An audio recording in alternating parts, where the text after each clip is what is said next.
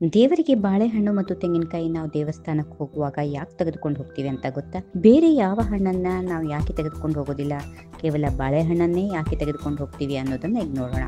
ಸಾಮಾನ್ಯವಾಗಿ ನಾವು ಯಾವುದೇ ಹಣ್ಣು ಅಥವಾ ಕಾಯಿಯನ್ನ ಅದರ ಪ್ರತ್ಯೇಕ ಹೆಸರನ್ನ ಬಳಸಿ ಹೇಳುತ್ತೇವೆ. ಆದ್ರೆ ಬರೀ ಕಾಯಿ ಅಂತ ಹೇಳೋದಾದ್ರೆ ತೆಂಗಿನಕಾಯಿ, ಹಣ್ಣು ಅಂತ ಹೇಳೋದಾದ್ರೆ ಬಾಳೆಹಣ್ಣು ಸೂಚಿಸುತ್ತದೆ. ಮನೆ ಹಿರಿಯರು ದೇವಸ್ಥಾನಕ್ಕೆ ಹೋಗುವಾಗ ಹಣ್ಣು ಕಾಯಿ ಮಾಡಿಸಿಕೊಂಡು ಬಾ ಎಂತಾರೆ. ಪೂಜೆಗಳಲ್ಲಿ ಹೂವು ನೈವೇದ್ಯದ ಪದಾರ್ಥಗಳು, ಪತ್ರಿಗಳಲ್ಲಿ ಕೂಡ ಭಿನ್ನತೆ ಇರುವಾಗ ಎಲ್ಲಾ ದೇವರಿಗೂ ಬಾಳೆಹಣ್ಣು ನಿವೇದಿಸುತ್ತಾರೆ. ಹೆಚ್ಚಾಗಿ ನಾವು ಒಂದು ಹಣ್ಣನ್ನ ತಿಂದು ಬೀಜವನ್ನು ಎಸೆದಾಗ ಅದು ಪಕ್ಷಿ, ಮೃಗಗಳ ಮೂಲಕ ಎಲ್ಲಿಯಾದ್ರೂ ಬಿದ್ದಾಗ ಅವು ಮೊಳಕೆಯೊಡೆದು ಗಿಡವಾಗಿ ಬೆಳೆಯುತ್ತವೆ. ಆದ್ರೆ ಬಾಳೆಹಣ್ಣನ್ನ ಸುಲಿದು ಸಿಪ್ಪೆಯಾಗಿ ಅಥವಾ ಇಡೀ ಬಾಳೆಹಣ್ಣನ್ನೇ ಎಸೆದರೂ ಅದು ಮತ್ತೆ ಬೆಳೆಯೋದಿಲ್ಲ. ತೆಂಗಿನಕಾಯಿಯೂ ಅಷ್ಟೇ, ಒಮ್ಮೆ ಹೊಡೆದ್ರೆ ಅದರಿಂದ ಗಿಡ ಹುಟ್ಟೋದಿಲ್ಲ. ಹಾಗೆ ಈ ಜನ್ಮವನ್ನ ಮುಗಿಸ್ಬಿಟ್ರೆ ಮತ್ತೆ ಜನ್ಮವಿಲ್ಲದ ಮುಕ್ತಿಯನ್ನ ಭಗವಂತನಲ್ಲಿ ಬೇಡುವುದಕ್ಕಾಗಿಯೇ ಇವೆರಡನ್ನ ನೈವೇದ್ಯ ಮಾಡುವ ಪದ್ಧತಿಯನ್ನು ನಮ್ಮ ಹಿರಿಯರು ಮಾಡಿರ್ತಾರೆ. ನಮ್ಮ ಹಿರಿಯರು ಏನೇ ಮಾಡ್ಲಿ ಅದಕ್ಕೊಂದು ಅರ್ಥ ಇರುತ್ತದೆ ಎನ್ನುವುದು ಸಹಜ. ಅಷ್ಟೇ ಅಲ್ಲ, ಬಾಳೆ ಮರದ ಕಂದೆ ಇನ್ನೊಂದು ಮರವಾಗುತ್ತೆ. ಉಪಯೋಗಿಸಿದ ತೆಂಗು ಇಡೀ ಕಾಯಿಂದಲೇ ಬೆಳೆಯುತ್ತದೆ, ಅರ್ಥ ಎಂಜಲಿನಿಂದ ಬೆಳೆಯೋದಿಲ್ಲ. ಸಾಮಾನ್ಯವಾಗಿ ದೇವಸ್ಥಾನಕ್ಕೆ ಹೋಗುವಾಗ ಕೆಲವೊಂದು ತಪ್ಪುಗಳನ್ನ ಮಾಡ್ತೀವಿ, ಆದ್ರೆ ಅವು ಯಾವುವು ಅನ್ನೋದನ್ನ ಈಗ ನೋಡೋಣ.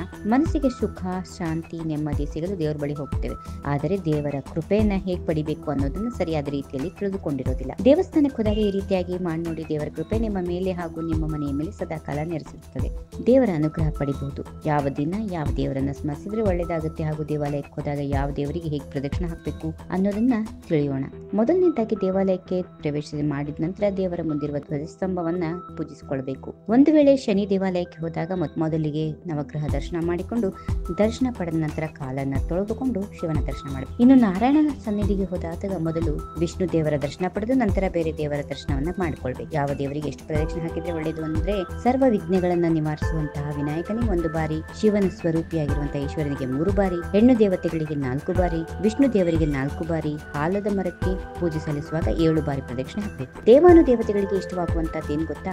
ಶಿವನಿಗೆ ಅಭಿಷೇಕ, ವಿಷ್ಣುವಿಗೆ ಅಲಂಕಾರ, ಸೂರ್ಯನಿಗೆ ನಮಸ್ಕಾರ, ಗಣಪತಿಗೆ ನೈವೇದ್ಯ, ಹೆಣ್ಣು ದೇವತೆಗಳಿಗೆ ಹೂವು, ಕುಂಕುಮ ಅರ್ಚನೆ, ಇವುಗಳು ತುಂಬಾನೇ ಇಷ್ಟ ಆಗುವಂತವುಗಳು. ದೇವಾಲಯದಲ್ಲಿ ದೇವರ ಮುಂದೆ ಪುರುಷರು ಸಾಷ್ಟಾಂಗ ನಮಸ್ಕಾರ ಹಾಕಬೇಕು, ಆದ್ರೆ ಸ್ತ್ರೀಯರು ಸಾಷ್ಟಾಂಗ ನಮಸ್ಕಾರ ಮಾಡಬಾರದು. ಅರ್ಧ ಮಂಡಿ ಊರಿ ಹಣೆಯನ್ನು ನೆಲಕ್ಕೆ ತಾಕುವಂತೆ ನಮಸ್ಕರಿಸಬೇಕು. ಸ್ತ್ರೀಯರು ದೇವಾಲಯದಲ್ಲಿ ಓಂಕಾರ ಜಪಿಸಬಾರದು. ಹೀಗೆ ಮಾಡೋದ್ರಿಂದ ದೇವರ ಕೃಪೆ ನಿಮ್ಮ ಮೇಲಿರುವುದು ಖಂಡಿತವಾಗುತ್ತದೆ. If you like this video, ಬೇಗ ಲೈಕ್ ಮಾಡಿ, ಕಾಮೆಂಟ್ ಮಾಡಿ, ಶೇರ್ ಮಾಡಿ ಹಾಗೂ ಯೋಯೋ ಟಿವಿ ಕನ್ನಡವನ್ನು ಸಬ್ಸ್ಕ್ರೈಬ್ ಮಾಡಿ.